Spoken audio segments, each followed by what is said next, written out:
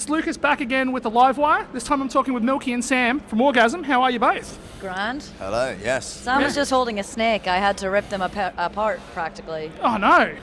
Love the snakes? I do. You do? Yeah, I've made friends with Big Mama, the python. Shay, who's a smaller python. She's very sweet. Zulu, the bird, and macaw. I've been hanging out with Barkley, the skink. And Alice, the elderly anti-anxiety dog. She's very sweet. And I can't remember the name of the dingo. Brola? Brani or something? Brani. I don't want to get it wrong because it's rude to forget names. It is. No, I didn't even know that they had I mean, it's safe to assume they would have animals here for at least the last day. I just found these on the street, bro. Oh, these are on the street? Yeah. Found them by our stage. I was like, cool. I should touch these. I should touch this indigenous thing that I don't know what it is. Well, firstly, welcome back to Brisbane. I know you were just recently here for the show at the Brightside, and I think this is your first Australian tour as well, correct? Correct. So how did Brightside set the expectation of what to expect from an Australian audience? Well, we walked on stage and all the power went out about 10 seconds after we started. So that was that set the precedent, because everyone was very kind and very sweet when we had to milk it for a little bit to try and get all the power turned back on in the venue. So that's a good start. But that means you've already been through something. Yeah, it's better for it to happen in the first 10 seconds than in the middle of the fucking set. Now we've experienced a breakdown together. We're in it. You know what I mean? Now that I've been publicly humiliated, we can get on with the rest of the show. Yeah, I mean it was awesome though. It was great. That's it. The shit's out of the way early. Exactly. It was wonderful. So being here is part of good things. Australia has a very rabid festival culture. Then speaking, I guess, on the festival experience, how's the Australian experience been there? I'm just impressed that all these motherfuckers can go as hard as they do when it's so hot. I don't find it that dissimilar to the UK, to be honest. I see a lot of similarities. The energy. No offense to some American festivals, but people are a bit more mature and cooler, and I don't know if that's the attitude to bring into a festival. I think here people just really want to watch a bunch of bands get fucked up and have a good time. And that's the whole premise of cutting loose for a weekend, isn't it? Yeah. Being a bit animalistic and leaning into those tendencies, and I just think the crowds have been amazing. It's pretty fucking whack that we're this far from home, and there's shitloads of people. Yesterday's one was spilling out of whatever warehouse or wherever we were. It's pretty cool. It's awesome. So the last few years have seen a very big rise in popularity for you guys, specifically as well with the absolute murderer's row of talent you have worked with, from Pendulum to Bad Omens. You recently just did a song with Scene Queen as well. Does it feel surreal at times, having worked with these artists so very quickly into your career?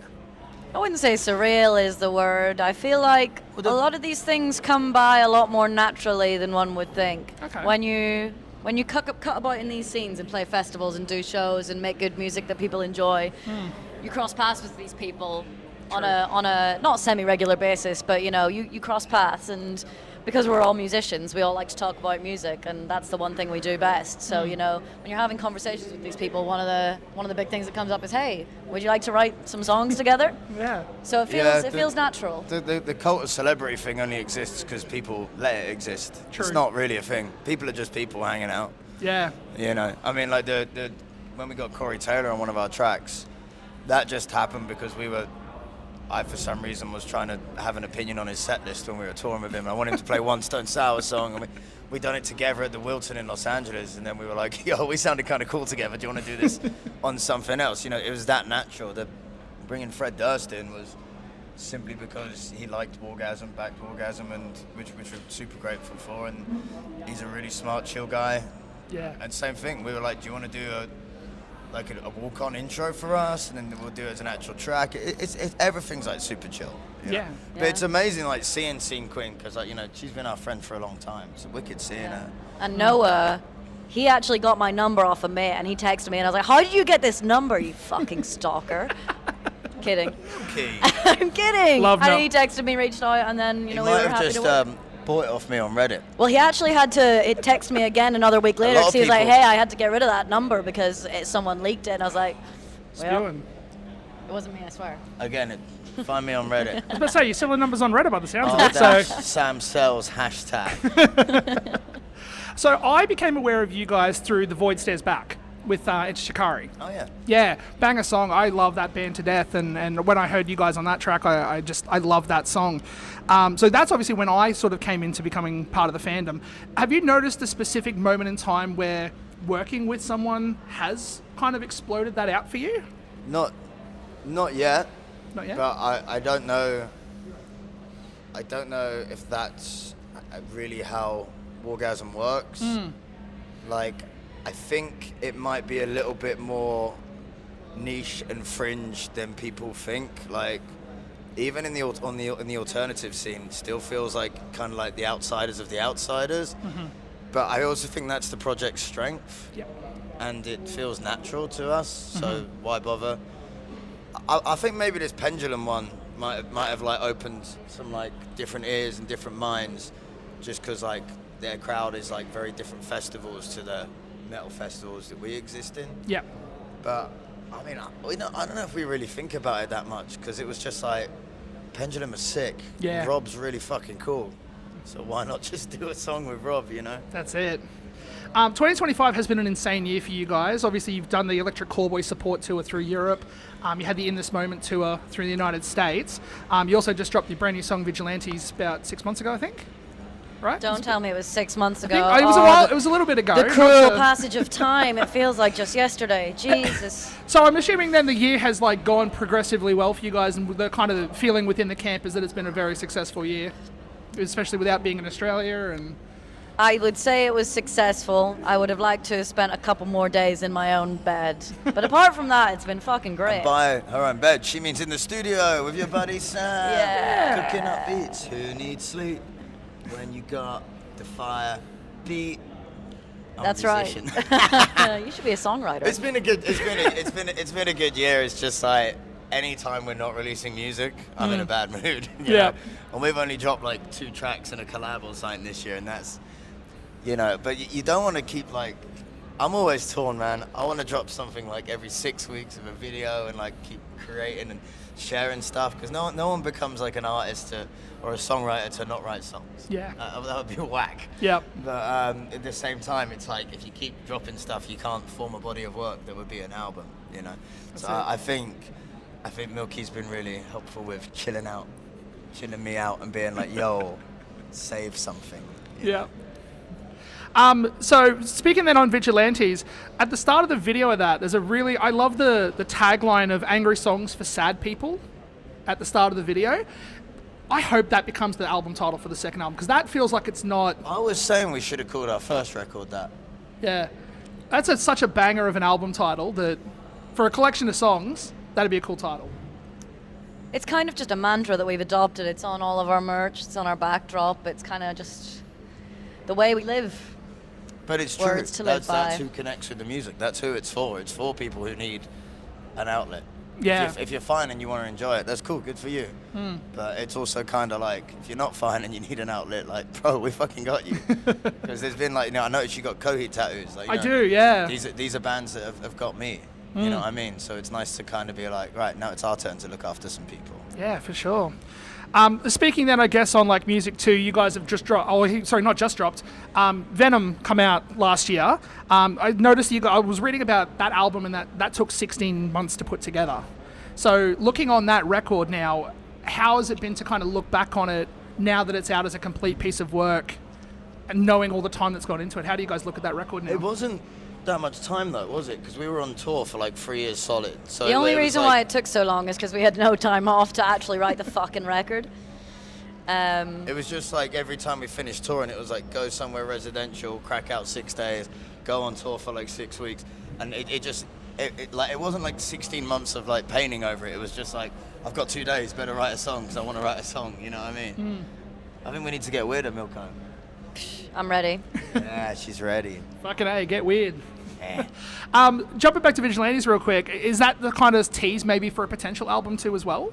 Yeah, I think I want more and more, you know. I want the shouty bits to be more shouty, I want the electronic bits to be more electronic, the sexy bits to be fucking sexier. So we've done Vigilantes, then we dropped a track called Small World Syndrome. Yep. Which was kind of because Milkie and I don't like that cigarettes have generic branding. It's an absolute sign of the downfall of society. Go on, you look like you're about to say something. No, you're go. just huffing. No, I'm just thinking, just Do you ruminating. remember when the streetlights used to be yellow and orange because they had sulfur-based bulbs, and they switched to those day glow lamps that were like anti-crime? I don't know if that's a thing here, but maybe. It was in America And UK, and Europe. UK and Europe. The last film to capture that before they changed the street lamps was Drive, Okay. which came out in 2012 or 2013, that and that's why movie. that film looks so lovely and nostalgic, and was probably the last one of its time. It's just horrible because you walk down the street at night in London and everything's like this white light. It's like that kind of light, but it's nighttime used to have this like gorgeous like amber glow. Yeah.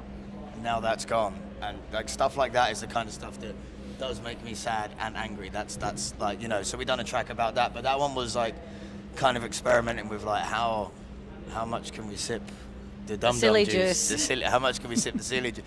Because like you're such a comedian at home behind closed doors. Yes, that's right. I have been known to be quite a funny person. Yeah. I'm not funny at all. You are very funny. April No, I'm not. 2024 was a Comedian. wild month, Milkie. You Gonna can get tell to a stand up joke. soon, right? I have a couple of strengths. Comedy isn't one of them. Something I also love to talk about bands too is kind of like this sort of specific lane that I love to sit in, which is professional wrestling. Sick. You guys did the theme, well, not did the theme, but NXT UK. We did. Used yeah. God of War. They used God of War as their NXT theme tune back in. We done the Clash at the Castle or whatever. And then we Oh, did the you Clash did of the too. Castle for Do It So Good. Yeah, that was I forgot about that. Drew McIntyre's big fight. We've Yeah. done a little bit behind the scenes work on some other wrestling stuff that's NDA'd up to fuck, just because we both like working with other artists Yeah. and distracting. So we'll see. Maybe that'll come to fruition one day, and then that'll definitely be like, what the fuck have Wargasm done now? Fuck yeah, can't wait. But you like wrestling, don't you, Milkie? I do. We met when we were on the Biscuit tour in America. There was a couple of the AEW wrestlers that came out to a couple of the shows. There's one wonderful lady called Sunny Kiss. Love and Sunny. so she came out on stage. Sunny for the fucking win. Sunny for the win. She's a legend. So she came out on stage during Full Nelson, and her and one of the other AEW guys were just fucking having at it while Fred was doing Full Nelson on stage. Beat a guy up with her ass. She beat a guy up with her ass. What's not to like? Yeah, So that's it. I like the integration between wrestling. When are and you music. going into wrestling? As soon as this band fails, that's my next project. And what's your wrestling name? Tight little package. You heard it here first. Well, now this last day too, I'll do the last question now, but with today being the last day of the festival, is there anyone they're planning to catch? Kublai Khan, I'm coming out of pit retirement. Fuck yeah. Yeah, I'm Machine Head, Machine Head. Weezer. Who else was on my list? Refused, but we caught a bit of Refused yesterday. Fused on immediately before we are, so we have to Spewing. catch the first couple songs we and watched then. Scene Queen yesterday. She sounded amazing, as always. Wait, who else am I... There's someone else I really need to watch. I was meant to do a War. Guar. No, there was a trifecta that I had to do. It was Machine Head, Weezer. All-time low play in the middle of them, I think. I'm good. I'm good for I'll that. leave it at that. We'll figure it out. I'd like to watch a bit of Oh, Garbage. you want to go see Fever?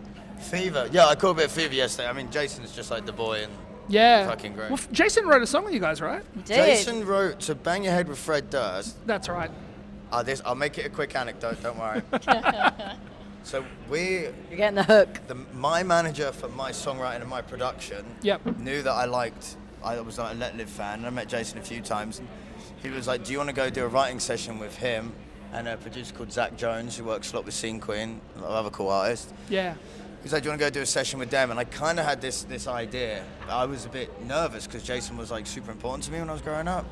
So I was like hanging out in my manager's, we were like sleeping on his couch or something, and I was like in my manager's bathroom the night before the session, like mad jet lagged in LA, just with my Apple headphones, making that bang your head till you break your neck sample. So that's me, that's not a movie or anything.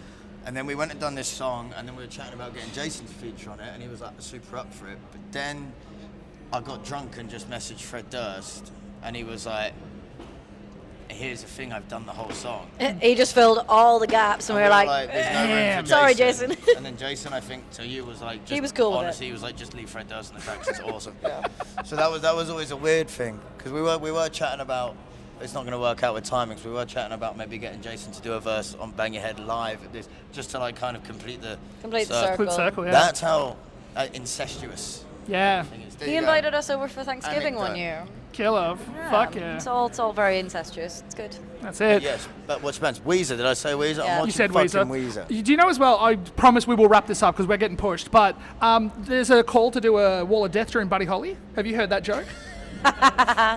There's been a joke all through like the Australian scene for them to rip out a wall of death during Buddy Holly at the very start. Right, Deal. let's go. I'll meet you there. You go on one side, I'll go on the other. When they open it up, I will just release the snakes. Killer. Well, thanks for taking the time out. It's been really Thank cool to you. chat. Fingers crossed you guys come back soon. Can't wait. Appreciate it. Okay.